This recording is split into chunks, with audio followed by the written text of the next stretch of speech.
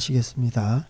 전능하사 천지를 만드신 하나님 아버지를 내가 믿사오며 그 외아들 우리 주 예수 그리스도를 믿사오니 이는 성령으로 잉태하사 동정녀 마리아에게 나시고 본디오 빌라도에게 고난을 받으사 십자가에 못 박혀 죽으시고 장사한 지 사흘 만에 죽은 자 가운데서 다시 살아나시며 하늘에 오르사 전능하신 하나님 우편에 앉아 계시다가 저리로서 산자와 죽은 자를 심판하러 오시리라.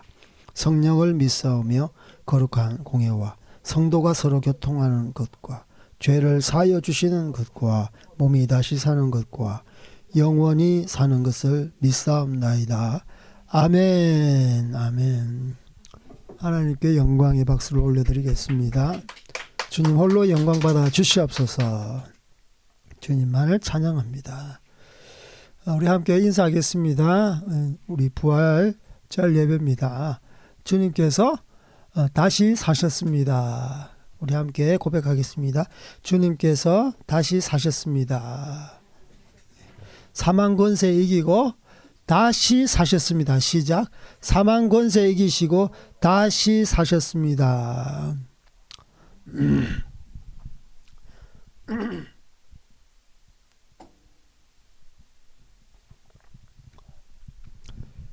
오늘 또 부활절 저희들에게 주신 하나님의 말씀 요한복음 21장 1절로 14절 요한복음 1장 1절로 14절 잠시 광고 드리면 오늘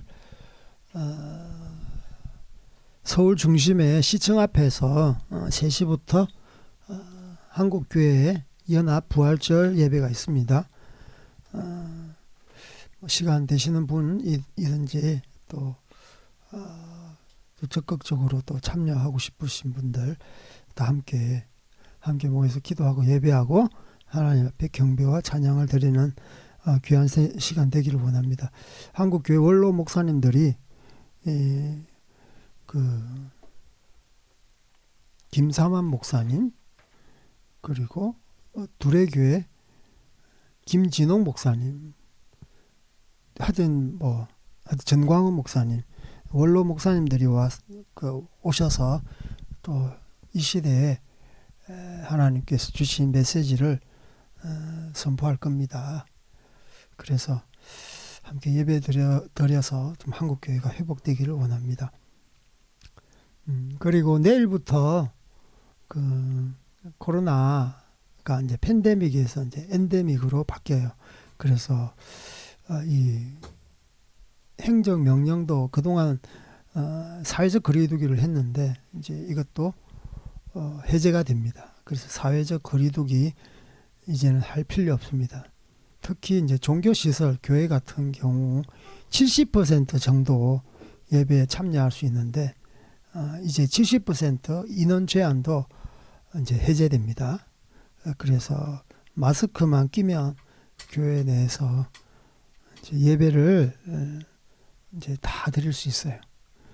이제 일상으로 점점점 회복되어 갑니다. 할렐루야. 그래서 부활절을 기해서 우리나라 예배가 회복되기를 원합니다. 사실 굉장히 중요해요. 그죠? 예배가 우리의 생명보다 사실 중요합니다. 그죠? 하나님께 예배 드리지 않으면 우리가 살아있지만 사실 죽은 거예요. 예배자는 곧 하나님 앞에 산자라는 뜻이죠. 그래서 이 코로나로 인해서 2년 동안 예배를 드리지 못하게 했잖아요. 그래서 이제 한국교회가 예배로 인해서 다시 한번 회복되기를 원합니다. 부활절 예배를 통해서 하나님 앞에서 다시 한번 한국교회가 회복되기를 원합니다. 제일 중요한 게 예배가 회복되는 것. 그리고 예배 가운데 하나님의 말씀, 하나님의 예언이 풀어지는 것. 그리고 풀어질 때 우리가 주님 앞에 말씀을 깨닫고 회개하는 것, 다시 새롭게 되는 것, 다시 거룩한 자리에 서는 것, 다시 세상 가운데 빛과 소금의 역할을 감당하며 전도와 선교에 열심을 내는 것, 바로 다 예배로부터 시작되는 것이죠. 그래서 한국교회가 부활절 예배를 통해서 다 회복되기를 정말 주님의 이름으로 소망하는 것입니다. 자,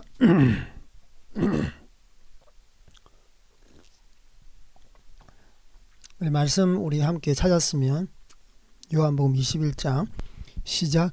그 후에 예수께서 디베랴 호수에서 또 제자들에게, 요한복음 21장입니다. 요한복음 21장 1절로 14절.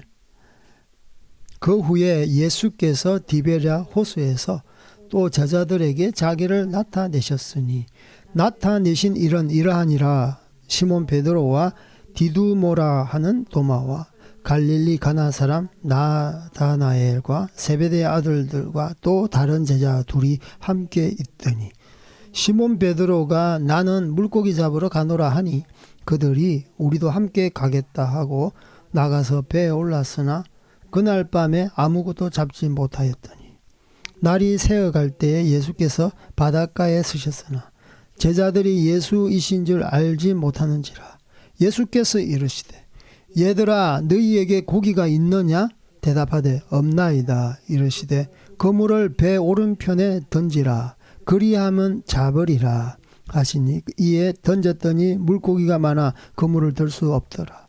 예수께서 사랑하시는 그 제자가 베드로에게 이르되 주님이시라 하니 시몬 베드로가 벗고 있다가 주님이라 하는 말을 듣고 겉옷을 두른 후에 바다로 뛰어내리더라.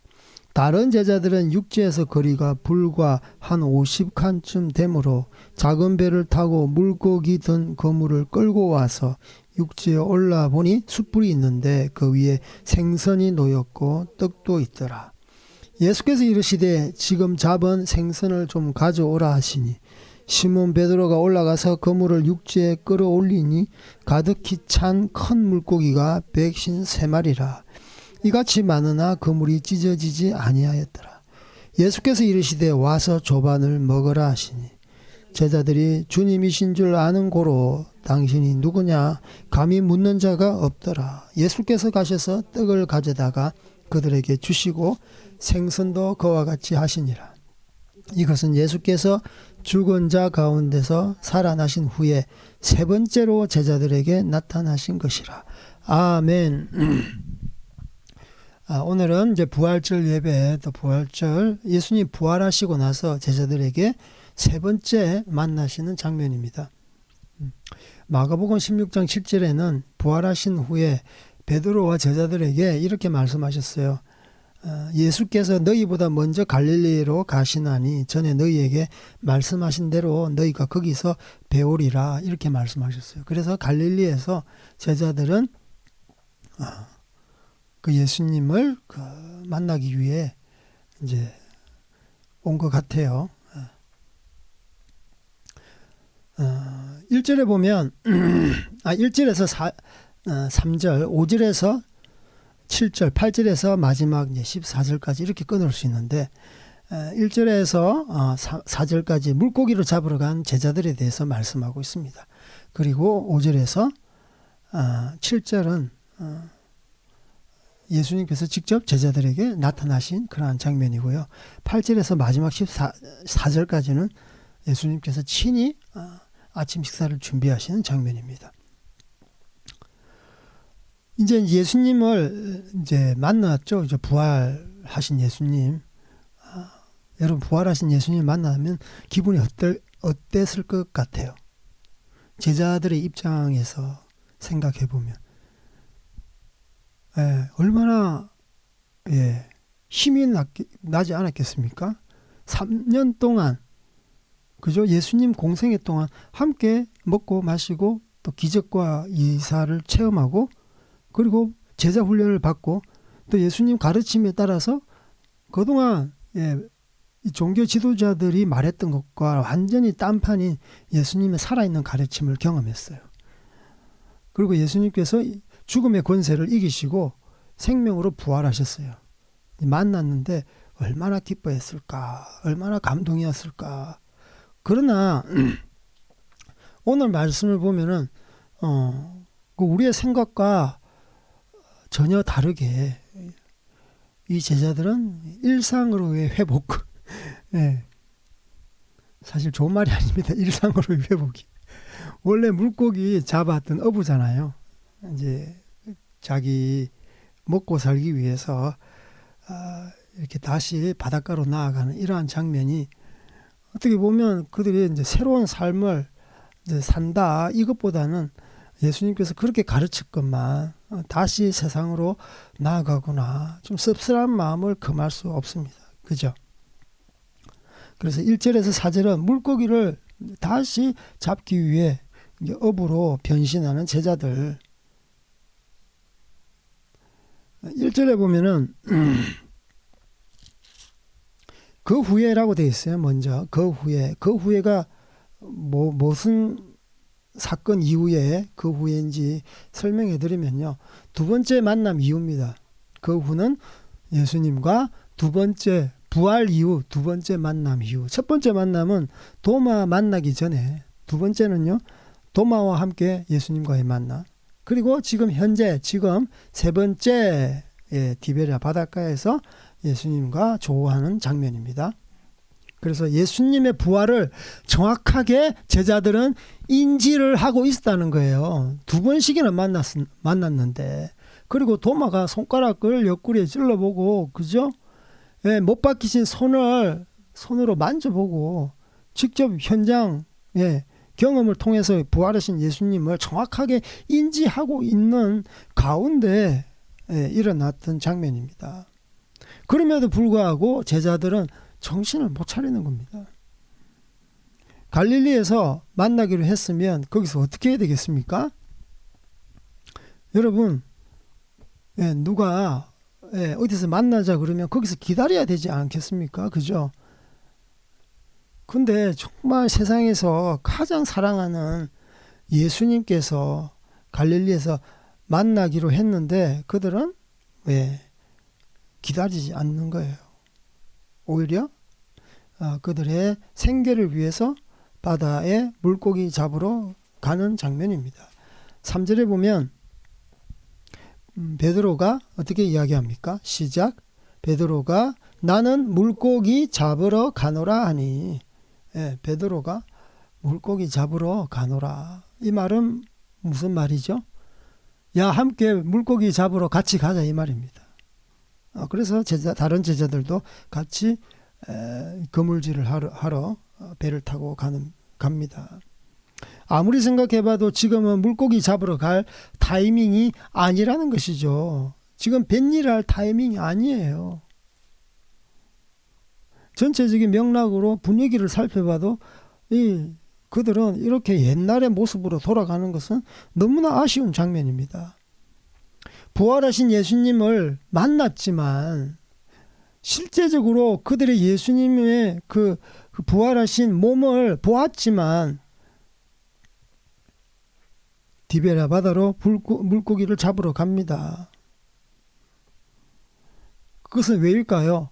예수 그리스도에 대한 뚜렷한 믿음, 확신이 없었기 때문입니다. 그리고 부활하신 예수님을 통해서 내 마음 가운데 아주 뚜렷한 사명감이 없었기 때문입니다. 그래, 부활하신 예수님은 예수님이지. 그래서 어떻게 했다고? 특별한 구체적인 어떤 자기 마음 가운데 그 행동이 없는 거예요. 우리도 예수님을 만나고 나서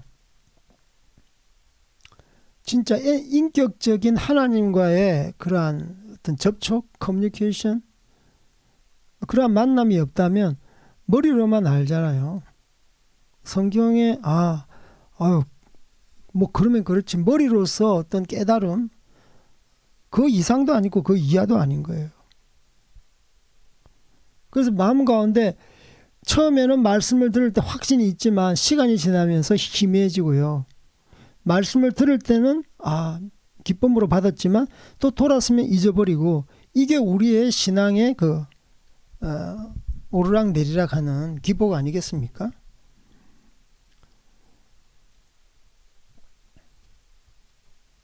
그러나 그들은 물고기를 잡으러 갔지만 헛수고를 하고 맙니다. 3절 우리 한번 다 같이 한번 읽어볼게요. 하반절. 그들이 우리도 함께 가겠다고 나가서 배에 올랐으나 그날 밤에 아무것도 잡지 못하였더라. 그들은 바다에 나아갔지만 밤새도록 아무것도 잡지 못했습니다. 그들의 마음은 한쪽으로 고기를 잡으러 가면서 마음 한쪽으로는 설렘이 있었을 거예요. 야, 내가 그래도 명색이 왕년의 어부였는데 이번에 물고기를 가득 싣고 오리라.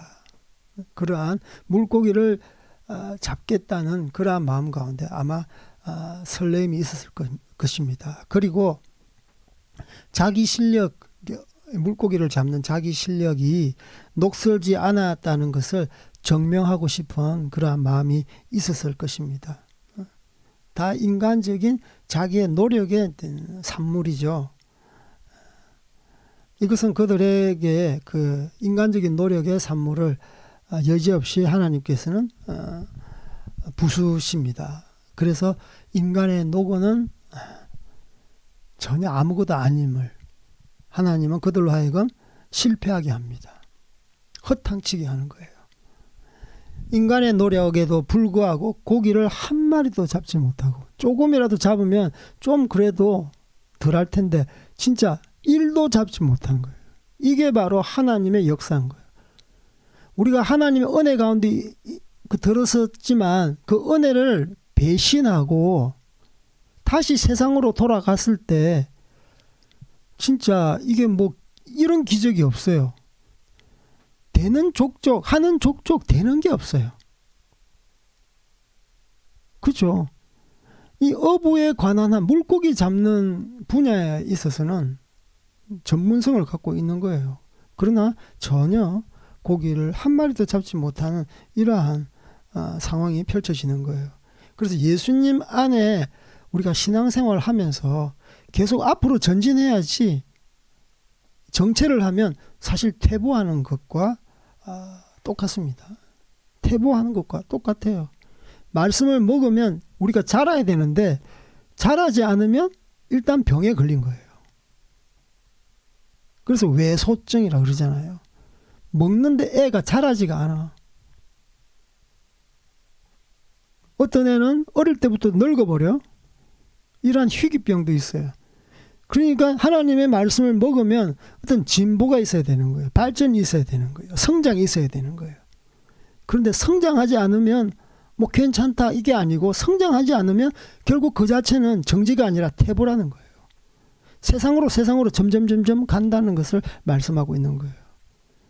그래서 예수님에 대한 믿음의 확신이 없고 그 부활에 대한 자기에게 주신 사명감이 뚜렷하지 않기 때문에 그들은 결국은 세상으로 달려가는 거예요.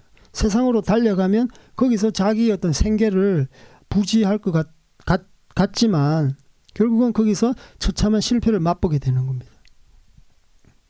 제가 이제 비즈니스 선교 때문에 커피숍을 했는데 열심히 해도 안 될 때가 참 있잖아요. 고기를 한 마리도 못 낚았다는 이 제자들의 마음이 아주 여실하게 느껴질 때가 참 많았어요. 아침에 열심히 청소하고요. 설거지도 하고 화장실 청소도 하고 그리고 이 먼지도 다 닦고 그랬는데 손님이 안 오는 겁니다. 오전에도 손님이 안 오고 오후에도 손님이 안 오고. 그런데 저녁 때 손님이 한 명이 딱 들어오는데 얼마나 감사한지 몰라요. 그리고 어떤 날은 손님이 없어가지고 우리 가족들한테 야, 커피 좀 팔아라. 그래가지고 우리 가족들이 커피 먹고 돈 내고. 그래서 이 매출이 없을 때, 그러니까 고기 한 마리도 낚이지 않았을 때 마음 가운데 그 실패감, 좌절감, 허탈함. 야, 내가 뭐 잘못하고 있는 건가? 이제 그러한 느낌이 오죠. 그랬을 때 저희는 비즈니스 선교를 하면서도 하나님 여기에 주님께서 당신의 은혜로 부어주시옵소서. 내 스스로는 할 수 없지만 당신께서 함께 하시면 이 비즈니스가 풍성하게 열매를 맺을 줄 믿습니다. 그렇게 기도하면서 계속 제가 커피숍을 운영했었어요. 이제 그러면서 한 달, 두 달, 석 달, 1년, 2년 지나가니까 아주 이렇게 완만하지만 매출액이 올라가는 거예요. 얼마나 감사한지 몰라요. 그러면서 이 사람도 만나게 되고 전도할 기회도 얻게 되고 또 믿는 자도 서로 몰랐는데 커피숍을 운영하면서 이제 그들과 함께 이 브릿지 연결이 되는 거예요. 그래서 사역도 확장되고 이제 이러한 하나님께서 길을 열어주시는 거예요. 그래서 저희들은 밤새도록 물고기를 잡았지만 자기의 전문 분야 가운데 열심을 했지만 예수님 없이 예수님을 도외시하고 부활신앙을 마음 가운데 품고 그의 사명 위에 서지 않고 자기 일에 이렇게 열심을 내었을 때 하나님 앞에서 처참한 실패를 맛보게 되는 것을 바라보게 되는 것입니다. 여러분, 부활신앙 가운데 예수님 앞에 좀 투철한 사명감으로 서시기를 주님의 이름으로 축복합니다. 4절에 보면은 예수님을 알아보지 못하는 장면이 나옵니다. 날이 새어갈 때, 이 날이 새어갈 때는 무슨 말이냐 하면 해가 떠오르는 거예요. 그래서 완전히 어두운 것도 아닙니다. 여명이 밝아온다 그러죠. 날이 새어갈 때 이제 어둠은 물러가고 날이 점점 밝아올 때 예수님께서 바닷가에 서셨으나 제자들이 예수님이신 줄 몰랐습니다. 참 안타깝죠. 성경에 보면은 예수님과 또 제자들과의 거리를 8절에 보면 50칸쯤 되었다라고 말씀하고 있는데 50칸이라는 거리가 100m가 채 안 되는 정확하게 말하면 한 90m 정도 됩니다. 평소에 이 날이 셀 때 약간 어둠이 있지만 이 당시에 50칸은 충분하게 사람을 분간할 수 있는 거리입니다. 그러나 이 제자들은요, 자기 일, 고기 잡는 데 몰입했기 때문에 주변의 상황에 대해서 잘 인지가 안 되는 거예요. 물고기를 잡고야 말겠다는 제자들의 그 몰입은 주님을 알아볼 수 없게 만들었어요. 그래서 적용을 하자면 우리 가운데 나의 고집, 아집, 자기 신념, 성경에 근거한 신앙이 아니라 자기 신앙. 그러니까 자기 신념으로 점철된 신앙은 주변을 보지 못하게 만드는 거예요. 주변에 누구를 못 봅니까? 예수 그리스도. 우리가 신앙생활을 하는 핵심이 무엇입니까? 예수님 뜻대로 사는 거예요. 예수님께서 가신 길 우리가 따라가는 거예요. 예수님께서 하지 말라고 한 거 하지 않는 겁니다.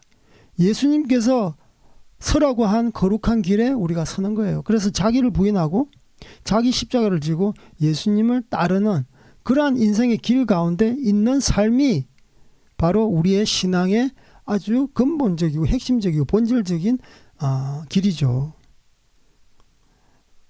그래서 이 땅에 살아갈 때 우리는 자기 신앙으로 인해서 진짜 예수님 신앙을 잘 모를 수가 있다는 것을 말씀하고 있는 것입니다. 예수님을 믿고 부활을 믿고 신앙생활을 해도 항상 제자리 걸음하는 그러한 신앙의 형태들이 많이 있어요. 교회 내에서는 열심으로 예배를 드리지만 세상에 나아가서는 주님은 온데간도 없고 자기의 노력, 자기의 지식, 어떤 자기의 고집만이 있는 겁니다. 자기 힘으로 하는 노력은 헛된 결과를 낳게 되는 것이죠. 혹시 여러분의 그 삶이 의미가 없어지고 신앙의 답답함을 느끼고 있지 않습니까? 바로 이것은 예수님의 부활하신 부활신앙이 여러분의 마음 가운데 불붙지 않은 것입니다. 계속적으로 말했던 것처럼 부활신앙은 우리에게 무엇을 해야 될지, 내가 무슨 액션을 취해야 될지 그것을 말해주고 있는데, 부활신앙이 없는 것은 자기의 사명감을 찾지 못하고 찾았어도 회복이 없는 삶을 말하고 있습니다. 그래서 부활신앙을 혹시 가지고 있으면 항상 하나님 앞에 나아가야 되는 거예요. 말씀과 기도 속으로 나아가야 되는 것입니다. 사역자 또한 마찬가지입니다. 내가 하나님 앞에 일평생 섬기겠노라고 이렇게 선포를 하고 신학교를 나오고 목사 안수를 받았고 또 선교사 파송을 받았다 할지라도 매일매일 하나님 말씀, 기도, 그분 앞에 친근히 나아가지 않으면 우리의 신앙은, 우리의 사명감은 점점점 이렇게 떨어지게 되어 있는 거예요. 그래서 목사님, 선교사님이 타락하는 이유가 무엇입니까? 하나님과의 관계가 소원해졌기 때문입니다. 어제의 헌신이 오늘을 대신할 수 없어요. 오늘의 헌신이 내일을 대신할 수 없는 거예요. 그때 하나님 앞에 친근히 가까이 나아갈 때 우리의 부활신앙은 더욱더 사명감으로 불탈 수 있는 것입니다. 그래서 여러분, 나는 모태 신앙이다, 10년 이상 예수님 믿었다, 그건 다 내려놓고 내가 지금 오늘 하나님 말씀 앞에 서 있는가, 그분 부활신앙이 내 마음 가운데 지금 불붙고 있는가, 활성화되고 있는가, 또 내가 말씀 앞에 늘 순종하고 있는가. 왕년에 내가 뭘 했다, 기도했다, 금식했다, 성경 맷독했다, 그게 아닙니다. 그죠? 지금 주신 한 말씀, 한 구절, 이 말씀 앞에 내가 헌신하고 있는가, 이게 바로 하나님께서 여러분에게 원하시는 삶이에요. 그래서 이들은요, 생계를 위한 삶에 지금 처해 있는 거예요. 생계를 위한 삶, 우리가 이 생계를 위해서 살아야 되지 않겠습니까? 지극히 정상적인 건데, 정말 우리가 기독교적인 신앙은요, 부활신앙은요, 생계를 위한 삶이 아니에요. 생명을 위한 삶입니다. 부활신앙 자체가 생명이잖아요. 우리가 목숨이 붙어 있어도 예수님을 모르면 우리의 삶은 죽어있는 삶이에요. 죽어있는 인생이에요. 내가 그리스도와 함께 십자가에 못 박혔나니 그런즉 이제는 내가 사는 것이 아니요 내 안에 그리스도께서 사시는 것이라. 이제 내가 육체 가운데 사는 것은 나를 사랑하사 나를 위하여 자기, 갑자기 뒤에 말씀 좀 믿는 믿음 안에서 사는 것이에요. 그래서 내가 죽는 것이고 내 안에 예수님이 사는 거예요. 부활하신 예수님이 내 마음 가운데 나와 함께 사는 삶이에요. 이게 바로 생명의 삶이에요. 이전에 나의 생명은 예수님과 함께 죽어버렸어요. 예수님께서 부활하심으로 말미암아 예수님의 부활이 나와 함께 사는 거예요. 그리고 예전에 우리가 정말 먹고 살기 위해서, 생계를 위해서 살았다면 부활신앙을 이제는 아는 자, 깨닫는 자, 그것을 인격적으로 주님과 함께 연합하는 자는 이제는 생명을 위한 삶으로 살아야 되는 것입니다. 예수님을 믿어도 생계를 위해서 여전히 사는 사람이 있습니다. 물론 그들의 신앙은 연약하죠. 우리가 어떻게 비난을 할 수 있겠습니까? 그런데 계속 성장하지 않으면 거기서 퇴보를 하고 결국은 사탄의 밥이 되는 것이에요. 예수님을 믿고 돈을 추구합니다. 예수님을 믿고 부유를 추구해요. 또 어떤 자리에 오르기 위해서 열심히 노력합니다. 세상의 성공을 통해서 나는 예수님의 삶을 나타내리라, 전도하리라. 그래서 자기의 성공을 위해서 그 한편으로는 예수님의 그것을 이 땅 가운데 하나님 나라와 의를 구하기 위해서 두 개 같이 있어요. 두 개 같이 있어요. 물론 하나님께서 그것도 때로는 이용을 하시지만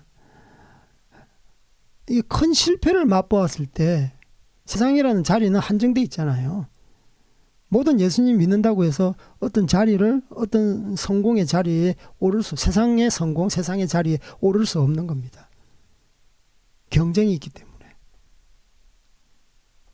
만약에 우리가 부유를 취득하지 못했을 때, 어떤 자리를 취하지 못했을 때, 어떤 성공을 취하지 못했을 때 실패와 좌절감이 몰려오는데, 이때 우리가 어떤 결정을 내립니까?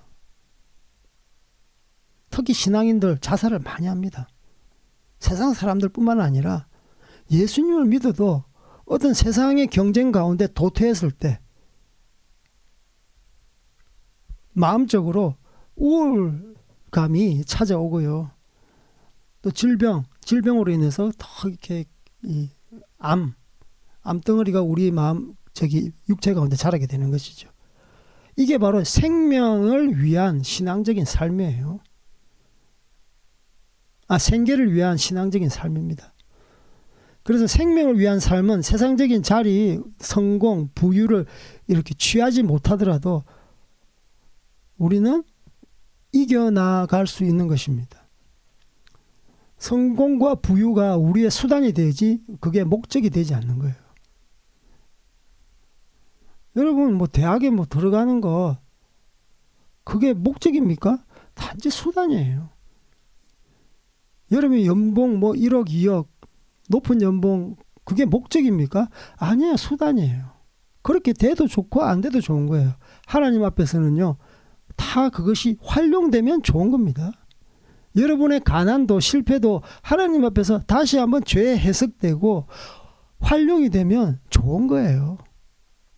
내가 실패를 통해서 오히려 이 실패가 나의 자산이 될 수 있는 거예요. 다른 사람을 위로하고 격려하고 다시 일어나게 만들고 다른 사람의 아픈 상처를 어루만지게 되고 눈물을 닦아줄 수 있는 큰 자산이 될 수 있는 거예요. 그래서 우리의 생각에서 탈피해야 돼요. 생계를 위한 삶, 생계를 위한 신앙에서 탈피해야 되는 거예요. 어떻게 하면 하나님의 생명을 위한 삶으로 살 수 있는가? 그것에 대해서 늘 고민하고 헌신해야 되겠죠. 5절에서 7절에 이제 우리 넘어가겠습니다. 이 말씀은 이제 예수님께서 제자들에게 이제 나타나신 장면입니다. 우리가 읽었지만 5절에서 7절 한 번 더 읽어보겠습니다. 예수께서 이르시되 얘들아 너희에게 고기가 있느냐 대답하되 없나이다. 이르시되 그물을 배 오른편에 던지라 그리하면 잡으리라 하시니 이에 던졌더니 물고기가 많아 그물을 들 수 없더라.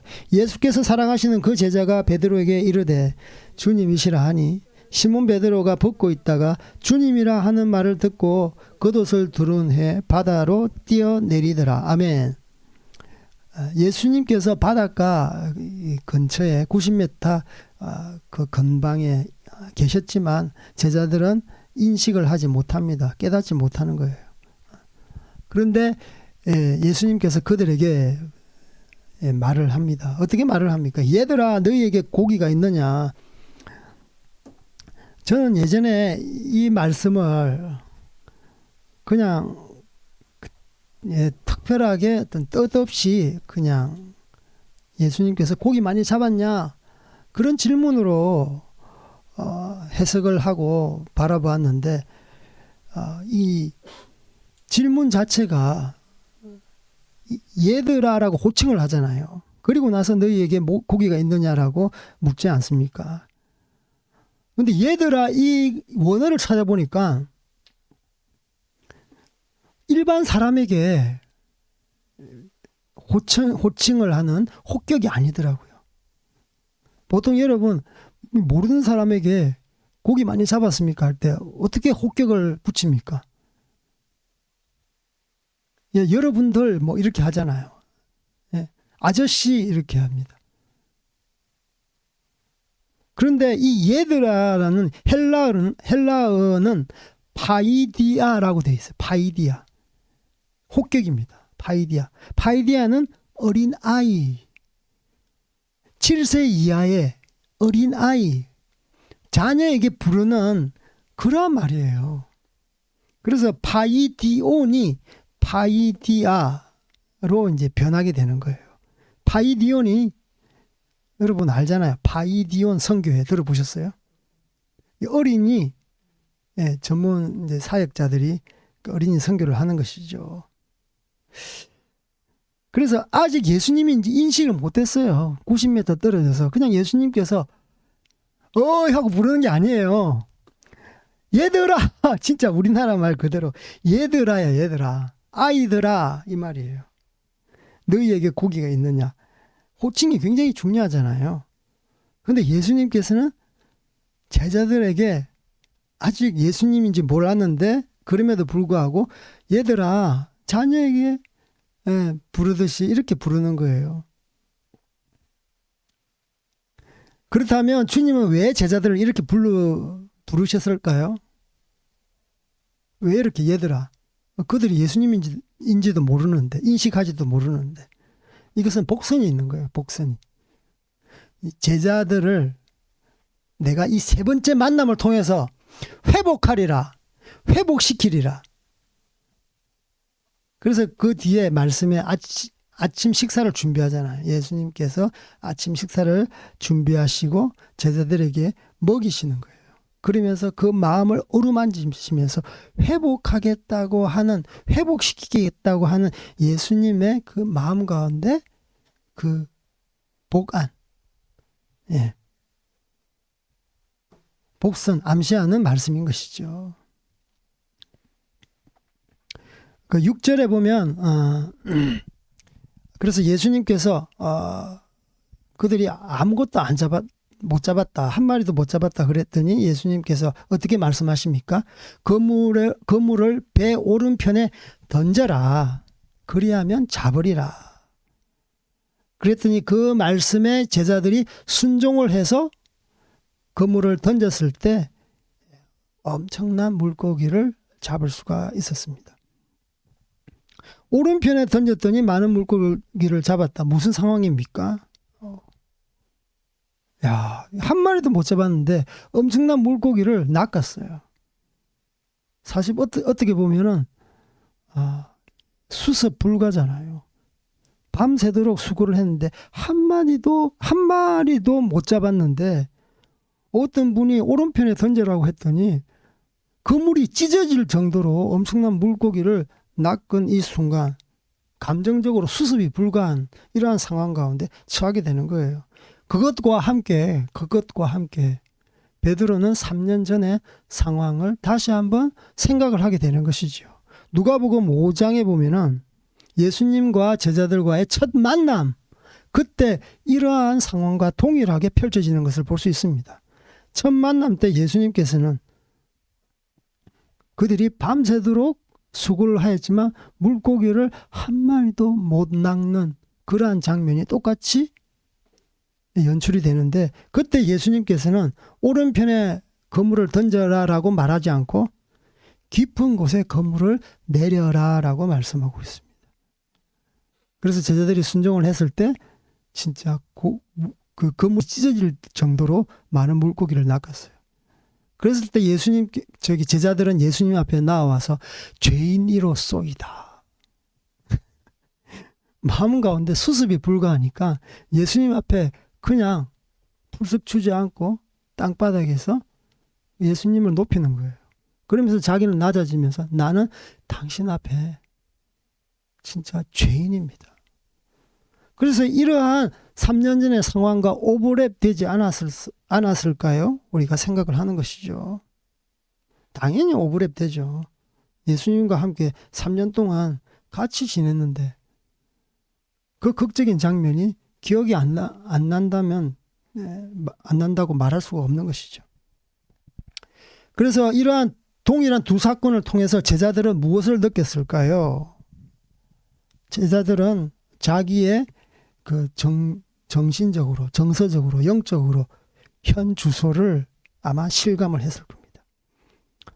예수님 없이 물고기를 잡으려고 애썼지만 3년 전과 똑같이 한 마리도 잡지 못하는 자기 자신의 초라한 현실. 예수님께서 주신 힘으로 귀신을 쫓고 병을 고친 이러한 경험들이 주마등처럼 스쳐갔을 것입니다. 주님께서 왕이 되시면 세상을 함께 통치하며 좌우편에 앉게 될 것이라는 헛된 꿈들도 스쳐갔었을 거예요. 또 제자들끼리 예수님 앞에서 아웅다웅하며 내가 높니 네가 높니 하면서 자리 다투었던 자신들의 어리석었던 그러한 모습들도 아마 스쳐갔을 겁니다. 그리고 예수님께서 끌려갔을 때 세상 권력 앞에 베드로가 3번이나 부인했어요. 이러한 자신의 연약한 모습도 생각났었을 것입니다. 자기 자신은 어부라고 그러잖아요. 어부. 자기 전문 분야에서 단 한 마리도 물고기를 낚지 못하고 얻지 못하고 어깨에 힘이 빠진 초라한 자신의 모습도 지금 생각했었을 것입니다. 그래서 결론적으로 제자들의 마음, 베드로의 마음은 내 스스로 아무것도 할 수 없구나. 우리의 인생에도 아무리 그물을 내려도 내 스스로는 아무것도 할 수 없구나라는 그러한 삶을 체험을 하신 분은 없습니까?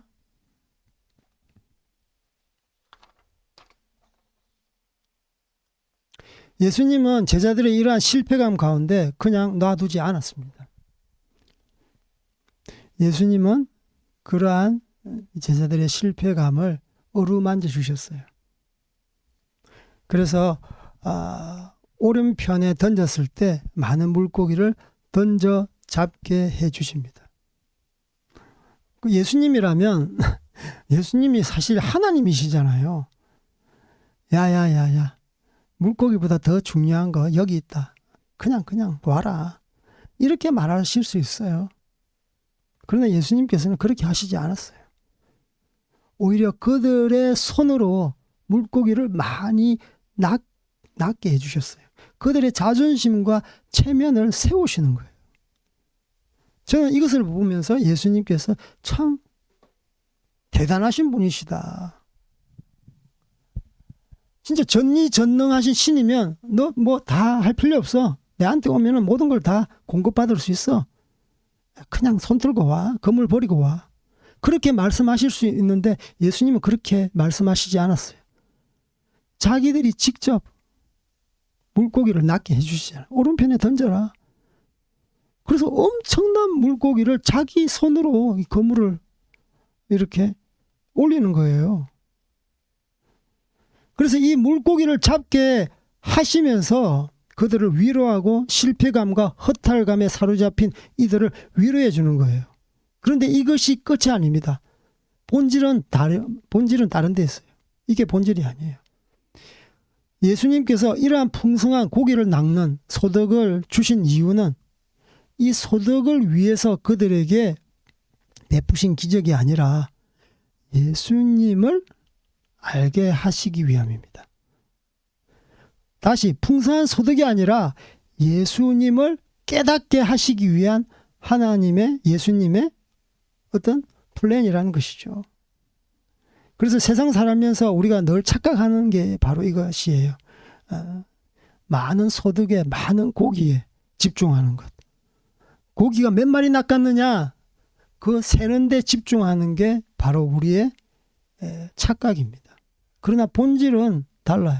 이것을 통해서 우리가 예수님을 더 사랑하는 것, 예수님을 만나는 것, 예수님의 말씀대로 살아가는 삶, 그것이 바로 우리 하나님, 우리 예수님, 우리 성령님께서 우리에게 요구하시는 것입니다. 그래서 현상을 우리가 중요시 여기는 것이 아니라 그 현상 가운데 하나님께서 우리에게 주시고자 하는 본질이 무언가, 그것을 우리가 캐치를 해야 되는 거예요. 여러분은 주님 앞에 나아가서 울면 먹을 걸 줍니다. 그죠? 여러분 굶기시겠습니까? 아니죠. 계속 고난 가운데 그냥 여러분 그냥 그게 처박혀 있으라 그러시는 분이 아니세요. 건져주십니다. 여러분이 하나님 앞에 나아가면 하나님의 자녀가 다 행복해지기를 원하는 거예요. 꼴이 되지 않고 머리가 되기를 원하는 겁니다. 그래서 그 어떤 건짐받는 구원을 통해서 하나님은 자기를 이렇게 현현하는 것이죠. 자기를 보여주는 것이죠. 내가 너와 함께 한다. 왜 낙심하느냐? 왜 실패감 가운데 좌절감 가운데 너 자신을 그렇게 망치고 있느냐? 나에게로 나와라. 그러면서 하나님께서 위로해 주시고 눈물을 닦아 주시는 거 아니겠습니까? 때로는 풍성한 은혜를 베풀어 주셔요. 물질적인 부조도 허락하세요. 세상적인 성공도 허락하시는 거예요. 그래서 거기서 예수님을 만나는 거예요.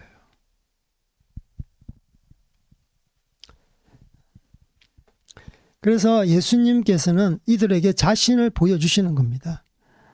7절에 보면 제자 중에 하나가 요한이죠. 세베대의 아들 요한이 베드로에게 주님이시라 라고 말씀하셨을 때 부르짖었을 때 베드로가 이제는 이렇게 눈꺼풀이 이제 벗겨지면서 90m에 있는 저분이 예수님인 것을 이제 깨닫게 되는 거예요. 그래서 베드로가 이제 우통을 벗고 있었는데 이제 예를 갖추고 옷을 입고 또 바다에 뛰어드는 겁니다. 예수님께로 가기 위해서. 베드로는 듣자마자 뛰어내려 예수님께로 갑니다. 베드로는 여전히 급한 마음입니다. 굉장히 급하죠. 물고기를 수습한 다음 주님께로 나아올 생각은 하지 못합니다. 그 엄청난 물고기를 낚았는데 함께 건져 올려야 되는데 그냥 앞에 있는 예수님만을 만나기 위해서 여전히 베드로는 급한 성격인 것 같아요. 예수님과 함께 공생애 때도 바다에서 물 위를 걷게 해달라고 그 바다에 뛰어내렸잖아요. 예수님의 십자가의 길을 막던 모습, 당신의 길, 고난의 잔을 내가 마시겠습니다. 그리고 예수님이 끌려갔을 때 말고의 길을 또 칼을 빼어서 자르는 모습들 보면 베드로가 참 좀 충동적인 행동을 많이 하고 굉장히 일단 행동하고 본다. 일단 질러본다. 이러한 성격인 것 같아요. 그래서 뒷수습은 다른 제자들이 하는 거죠. 여전한 모습을 갖고 있지만 베드로 가운데는 여전히 예수님을 향한 뜨거운 마음이 있는 것을 보게 되는 거예요. 그래서 예수님께서 부활하시고 성천하시고 나서 예루살렘 교회에 리더십으로 이제 자리매김했죠. 그래서 예수님께서는 제자들이 많은 고개를 낮게 하고 또 자기를 나타내 보이시고 8절에서 14절에는 예수님께서 친히 아침 식사 조반을 마련해 주시고 그들에게 이제 그들의 마음을 위로하시고 힘을 주시고 또 부활 신앙으로 사명감을 심어 주시는 장면입니다. 우리 8절 한번 읽어보겠습니다. 시작. 다른 제자들은 육지에서 거리가 불과 한 50간쯤 되므로 작은 배를 타고 물고기 든 그물을 끌고 와서 9절요. 육지에 올라보니 숯불이 있는데 그 위에 생선이 놓였고 떡도 있더라. 예. 제자들은 아주 지쳐 있었습니다. 그죠? 예. 예수님께서는 미리 떡과 고기를 숯불에 구워 준비하셨어요. 예수님께서는 전혀 질책이라든지 비난을 하지 않았습니다. 예수님께서는 질책이나 비난을 하지 않았습니다. 실수하는 장면을 보면 여러분 어떻게 반응하십니까? 여러분 자녀가 실수하고 실패하고 나의 마음과 어긋난 길로 가면 어떻게 반응하십니까? 그 예수님은 자기 자신을 보여주고 나서 제자들이 가까이 왔을 때 그들에게 질책이나 비난을 하지 아니하시고 오히려 그들을 위로하시는 거예요.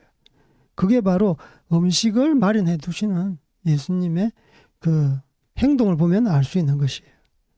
제자들은 아주 지쳐 있었습니다. 밤새도록 그물질을 했는데 한 마리를 낚지 못하고 그 예수님이 말씀을 했을 때 순종함으로 고기를 낚았지만 그들은 기진맥진 배가 고팠을 거예요. 그리고 마음 가운데는 예수님 없이는 아무것도 할 수 없구나. 자신을 향한 실패감과 허탈감이 아마 있었을 거예요. 그때 주님께서는 육지로 올라온 제자들을 위해서 준비해 놓으신 것은 바로 따뜻한 아침 식사였습니다. 질책보다는 따뜻한 위로와 힘, 영과 육에 대한 양식을 준비하시는 분이 예수님이십니다. 저는 이제 우리 자녀들을 키울 때 좀 많이 이렇게 꾸중을 안 했던 것 같아요. 아마 우리 애들이 들으면 동의를 할 텐데, 저는 좀 어떻게 하면 좀 애들이 격려하고, 좀 어떤 그 장난감을 갖고 놀 때도 잘 안 되잖아요. 그죠? 그게 뭐 이렇게 조립을 할 때도 그렇고, 그러면 제가 옆에서 말로는 코치를 하지만 절대 그 실행을 옮기지 않았어요. 이렇게 하는 거야 하면서 너 잘못한 거야 그렇게 말하면서 이렇게 한번 해봐. 오른쪽으로 그걸 돌려봐. 말로는 하지 절대 행동으로 본을 보이지 않았어요. 왜냐하면 스스로 하게끔 해서 스스로 터득하게 하는 거예요. 그래서 박수를 치주는 거예요. 야, 잘했다. 너 그렇게 하면 할 수 있는 거야. 또 잘못했을 때도 거기에 대해서 질책을 하지 않았어요. 야, 일어나. 다시 하면 되지. 다시 하면 되지. 그래서 예수님은 늘 그 위로하고 힘을 주고 영육간에 강건하기를 위해서 먼저 그들에게 사랑으로 그들에게 다가갔던 것이죠. 그래서 우리의 자녀들도 사랑을 먹고 자라는 것입니다. 목회하는 것도 그래요. 선교하는 것도 그렇고 사랑이 없으면 안 됩니다. 현지인들이 항상 잘못하죠. 뭐 예수님 말씀을 다 알아도 그들의 습성이 예전에 죄의 습성을 갖고 있기 때문에 가족들끼리 저기 불당에 우상 숭배하러 갔는데 왜 하나님 말씀 어기고 갔느냐 바로 질책하고 비난하면요 성경 공부하러 안 와요. 계속 말씀으로 먹여야 되는 거예요. 그리고 말씀으로 먹이고 집에서는 또 한국 라면 끓여주고 야 한국 라면 맛있지 끓여주고 그렇게 먹여주고 입혀주고 해야지 마음이 열리는 거예요. 말씀이 들어가는 겁니다. 그 잘못된 그 꼬투리 하나 잡아가지고 그냥 박살을 내면은 절대 뭐 예수님 안에 들어올 수 있겠습니까? 그래서 사랑이 능력이에요, 능력. 그래서 예수님께서는 10절에 지금 잡은 생선을 좀 가져와라. 제자들의 자존심을 계속 높이는 거예요. 높이는 거예요. 너희들 스스로 잡았지 않느냐. 너희들이 잡았던 물고기를 가져와. 그래서 스스로 잡게 하면서 그들의 자존심, 그들의 실패감을 성취감으로 바꾸는 거예요. 잡은 물고기를 갖고 와라 하면서 너희들이 잡은 물고기가 얼마나 맛있는지 한번 구워보자. 그래서 다 이 사람을 세우는 겁니다. 제자를 세우는 것이고 예수님의 사역이 이러했어요. 부활신앙이 무엇입니까? 세우는 거예요. 예수님께서 죽으셨어요. 죽음을 이기고 살리셨어요. 살아났습니다. 그러면 예수님의 제자들 마음 가운데 그 실패감과 허탈감과 지쳐있는 마음을 세우는 거예요. 무엇으로 세웁니까? 사랑으로 세우는 거예요. 부활 자체가 제자들을 세울 수 없어요. 기적과 이적 자체가 세울 수 없다니까요. 사랑으로 세우는 거예요. 말씀으로 또 실제적으로 그들을 섬기면서 그들을 세울 수 있는 겁니다. 그래서 12절에 와서 조반을 먹어라. 따뜻한 부모의 마음인 거예요. 얘들아, 파이디온, 아이들아, 얘들아. 그래서 예수님은 사랑으로 이 제자들의 그 허탈한 마음, 지쳐있는 마음, 좌절되어 있는 마음을 회복시켜 주시는 것입니다.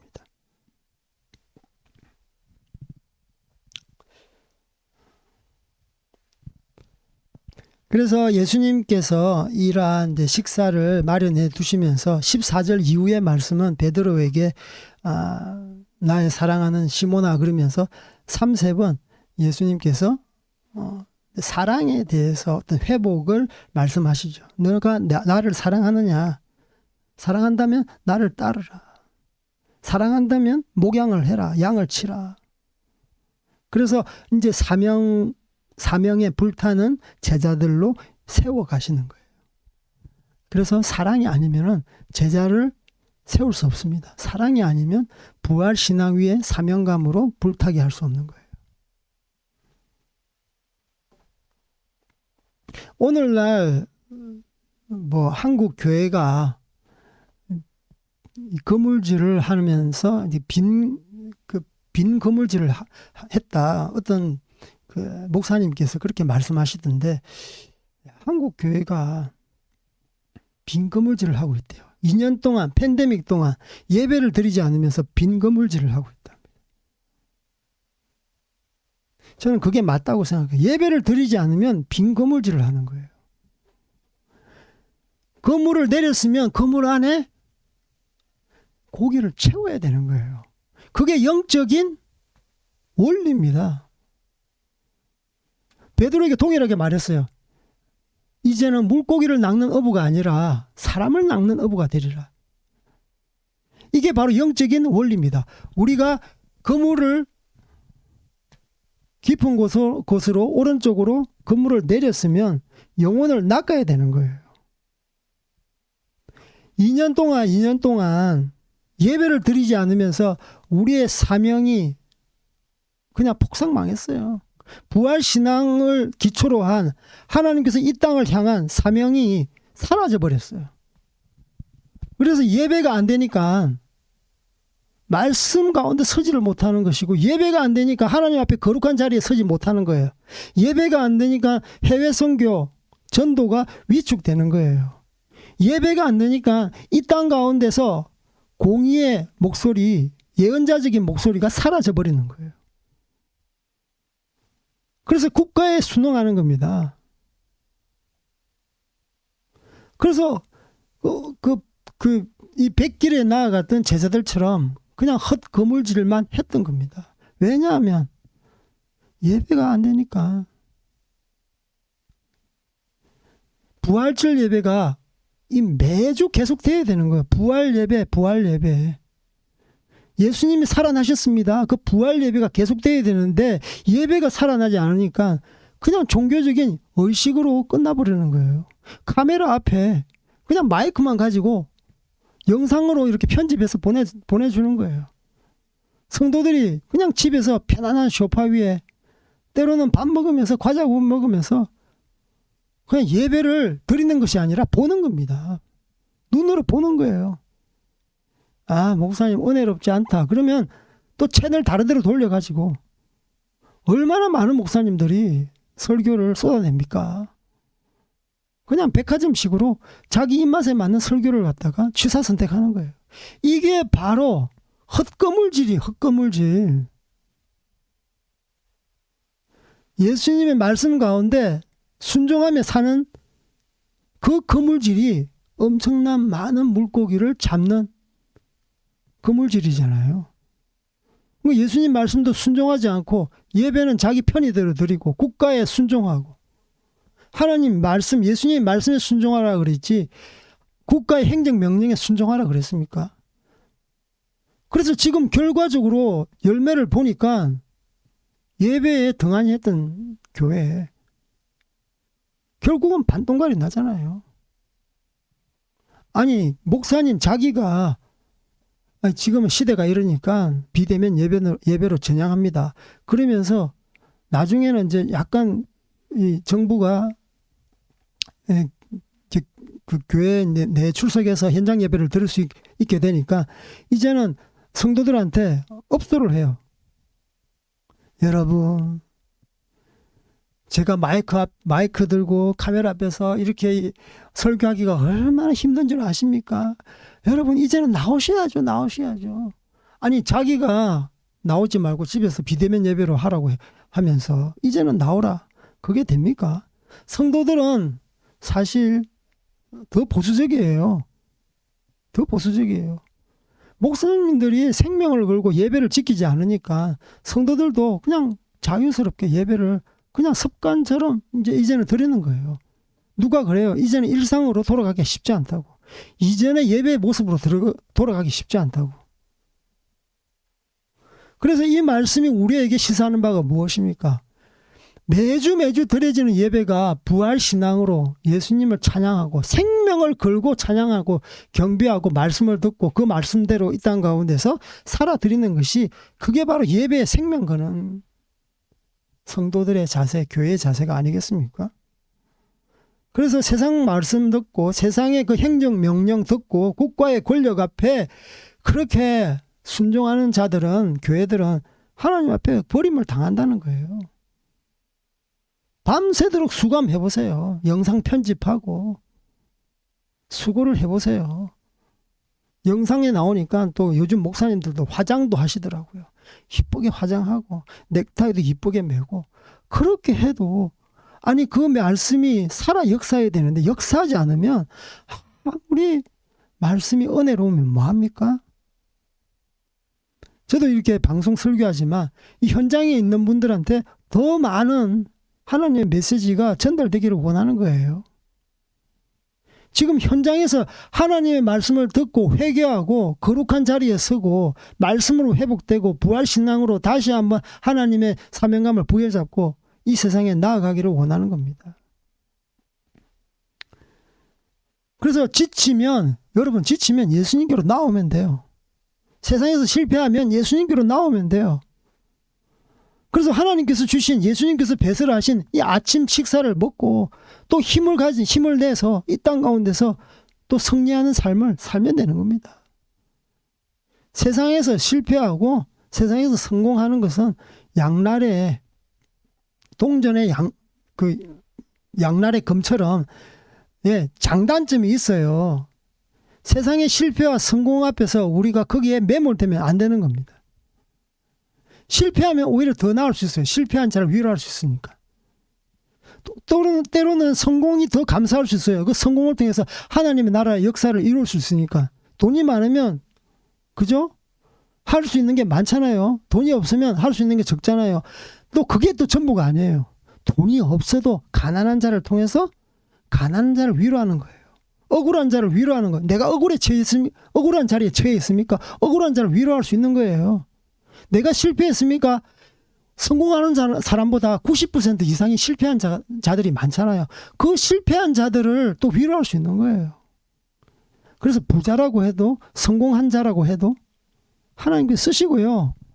실패한 자도 쓰시고 돈 없는 자도 쓰시고 아픈 자도 쓰시고. 그래서 모든 것이 하나님 안에서는 합력하여 선을 이루는 것입니다. 그래서 이 이제 부활절 예배에 앞서서 제자들 앞에서 3번씩이나 나타나셨어요. 그리고 이들에게 회복을 선포하셨습니다. 여러분, 오늘 이 시간 정말 부활 신앙 앞에서 회복하는 여러분들 되기를 주님의 이름으로 축복합니다. 여러분 주저앉아 있지 마십시오. 세상 앞에 너무 몰입하지 마십시오. 세상에 몰입하다 보면 옆에 계신 예수님을 놓쳐버립니다. 여러분 영적으로 깨어있으셔야 돼요. 그게 바로 나의 생명으로 사는 것이 아니라 부활하신 예수 그리스도의 생명으로 사는 것입니다. 여러분 지쳐 있습니까? 실패했습니까? 그러면 예수님 앞에 무릎 꿇고 나오면 됩니다. 우리는 단순합니다. 간단해요. 그분 앞에 나오면 여러분 다 살 수 있는 거예요. 살 뿐더러 이 땅 가운데서 활기차게 살 수 있는 것입니다. 그래서 여러분 정말 주님 앞에서 영적으로 강건하고 주의 사명을 또 여러분의 삶을 통해서 이루어 드리는 여러분들 다 되기를 주님의 이름으로 축복합니다. 우리 함께 기도합시다. 부활하신 예수님을 다시 한번 생각합시다. 또 제자들이 그 실패와 지치고 낙심하고 있는 이들에게 예수님께서 또 그들을 다시 한번 싸매어 주시고 마음을 어루만져 주시옵시고 그 또 배를 허기진 배를 채우시는 그 사랑 생각하시면서 우리가 주님 앞에 나아가는 자 되기를 원합니다. 사명감으로 불붙는 자 되기를 원합니다.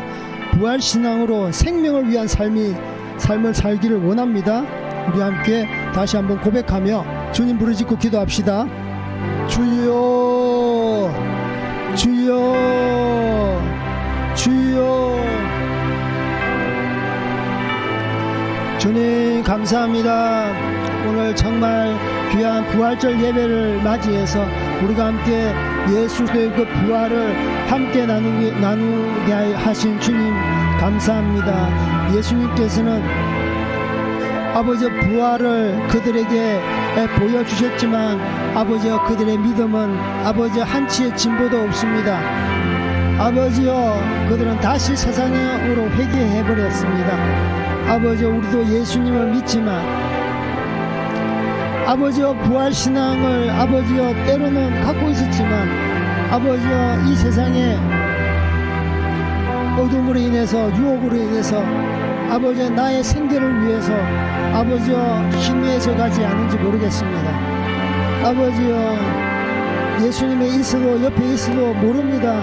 아버지여 세상에 너무 몰두했기 때문에 아버지여 세상에 너무 관심이 많기 때문에 아버지여 예수님이 옆에 계신지도 모르고 내 마음대로 살았던 아버지여 이 빈 거물 같은 인생 주님 용서하여 주시옵소서. 빈 거물 같은 인생 용서하여 주시옵시고 아버지여 예수님께서 우리에게 사랑으로 보살펴 주시고 힘을 주시고 위로해 주시고 아버지 다시 한번 이렇게 세우시는 당신의 사랑 가운데 거하게 하여 주시옵소서. 아버지여 세상 속에 빠지다 보면 지칠 수밖에 없습니다. 실패할 수밖에 없습니다. 예수님과 함께 살아가는 저희들 되게 하여 주시옵소서. 주여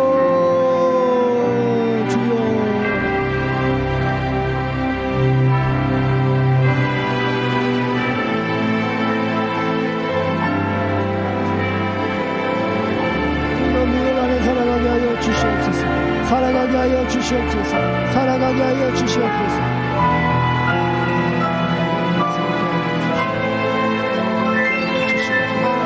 함께 하여 주시옵소서. 또 살아가게 하여 주시옵소서. 오늘 그때로 살아가게 하여 주시옵소서.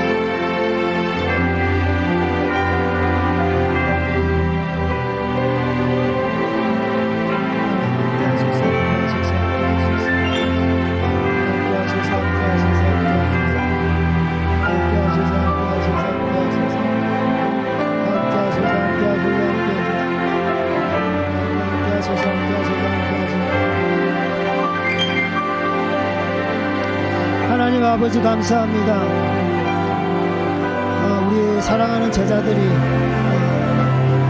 부활을 인식하고 있었지만 다시 세상으로 나아가는 모습들 우리가 보게 하여 주셨는데 우리가 예수님을 만나고 아버지 예수님을 인격적으로 아버지여 만남이 있었지만 우리의 신앙이 성장하지 못하고 늘 제자리고 아버지여 때로는 퇴보하는 이러한 우리 애들의 영적인 현주소를 바라보게 됩니다. 아버지 우리가 계속적으로 성장하기 위해서는 부활하신 예수님 안에서 지속적인 만남, 기도와 말씀을 통해서 당신 앞에 아버지 우리를 다시 한번 세우시는 아버지 일들이 일어나기를 원합니다. 아버지의 이 우리 예배를 통해서, 부활절 예배를 통해서 우리가 다시 한번 부활신앙으로 우리 마음을 다시 새롭게 하여 주시옵소서. 회복시켜 주시옵소서. 코로나로 인해서 지쳐있던 모든 마음들 다시 한번 아버지 새롭게 하여 주시옵소서. 그래서 예배로, 아버지의 말씀으로 다시 한번 회복되기를 원합니다. 주님, 당신의 사명 가운데 다시 한번 회복되기를 원합니다. 아버지, 우리의 모든 전인적인 모든 삶이 회복되기를 원합니다. 낙심하지 않게 하여 주시옵소서. 세상의 그 어두움 앞에 우리가 굴복하지 않게 하여 주시옵소서. 세상의 권력 앞에 우리가 다시 아버지 순종하지 않게 하여 주시옵소서. 예수님의 말씀에만 순종하는 저희들 되게 하여 주시옵소서. 예수님에 대한 뚜렷한 확신과 사명감 가운데 불타는 저희들의 신앙이 되게 하여 주시기를 원합니다. 주님, 아버지, 이 세상이 너무나 좋아서 거기에 몰입하지 않게 하여 주시옵소서.